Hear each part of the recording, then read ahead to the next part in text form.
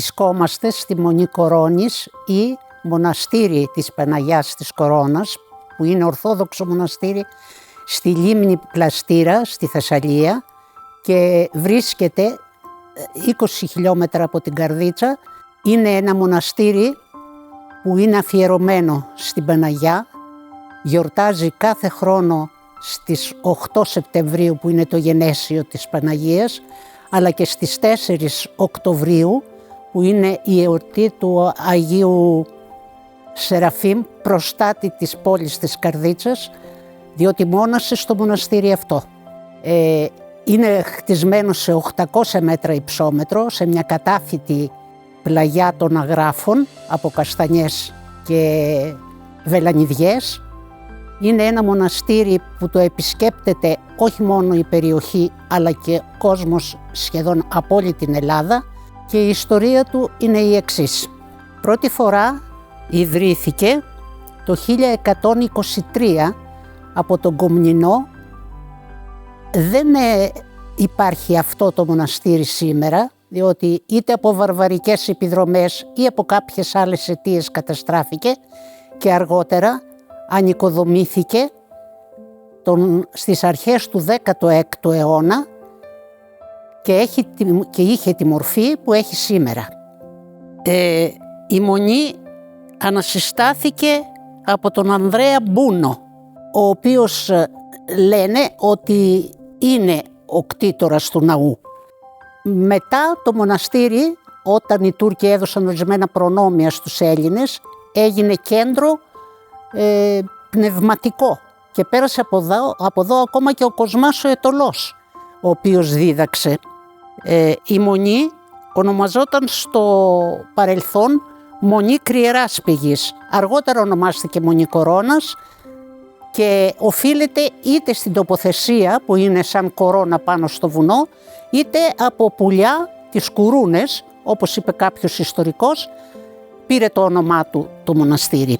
Κατά τη διάρκεια της γερμανικής κατοχής βοήθησε στην αντίσταση και αυτό ήταν αφορμή να έρθουν οι Γερμανοί και να κάψουν το μοναστήρι 3 Δεκεμβρίου του 1943, αφού συγκέντρωσαν όλα τα αντικείμενα στη μέση του ναού και βάλανε φωτιά. Το μοναστήρι υπέστη και άλλες ζημιές στον εμφύλιο. Οι μοναχοί αναγκάστηκαν να πάρουν τα κοιμήλια, να φύγουν και να τα κρύψουν για να τα γλιτώσουν. Η Μονή μέχρι το 1967 που πέθανε ο τελευταίος μοναχός που υπήρχε στη Μονή, ήκμαζε. Μετά έπεσε σε παρακμή και αργότερα ανασυστήθηκε πάλι και λειτουργεί τώρα με μοναχούς, με αδελφότητα, η οποία ασχολείται και με το μοναστήρι, το οποίο έχουν κάνει εξαιρετικό, αλλά και με διάφορες αγροτικές εργασίες και κάνουν κερί, κάνουν μοσχοθυμίαμα και διάφορα προϊόντα γαλακτοκομικά. Το μοναστήρι έχει σχήμα ορθογώνιο, αποτελείται από κελιά με ξύλινους εξώστες και στη μέση της αυλής υπάρχει ο ναός. Ο ναός είναι σταυροειδής με τρούλο και είναι αθωνικού τύπου. Το καθολικό εσωτερικά είναι κατάγραφο από τοιχογραφίες του Δανιήλ του 18ου αιώνα και είναι χάρμα να το βλέπεις, διότι είναι κοντά στην ψυχή του πιστού.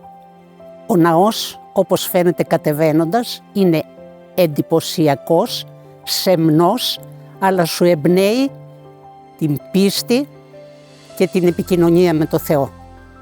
Τα χωριά Μεσενικόλας και Μορφοβούνι έχουν ιδιαίτερη σχέση με το μοναστήρι. Κάθε χρόνο, το μήνα Αύγουστο, για 15 μέρες ο Μεσενικόλας και για 15 μέρες το Μορφοβούνι παίρνουν την Παναγία την Κορώνα με μεγάλη πομπή των πιστών και την κρατούνε για 15 μέρες, κάνοντας κάθε μέρα παρακλήσεις κάθε απόγευμα.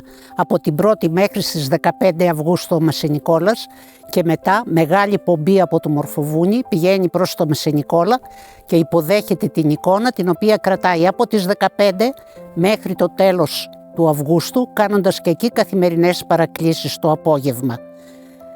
Το μοναστήρι έχει υπό την εποπτεία του και τη Μονή Αγίας Τριάδας Μορφοβουνίου και οι πιστοί από παλιά ερχόντουσαν εδώ. 7 Σεπτεμβρίου το βράδυ όλοι κατασκηνώναμε, θυμάμαι, στην αυλή του μοναστηριού, κοιμόμασταν κάτω στο έδαφος, λίγοι στα κελιά, παρακολουθούσαμε τον Εσπερινό και την άλλη μέρα τη λειτουργία του Γενεσίου της Θεοτόκου. Μετά πρόσφεραν φαγητό στους φτωχούς τότε κατοίκους οι μοναχοί και φεύγαμε αφού αφήναμε τα δώρα μας που ήταν λιτά αλλά βγαλμένα μέσα από την καρδιά μας και την πίστη μας.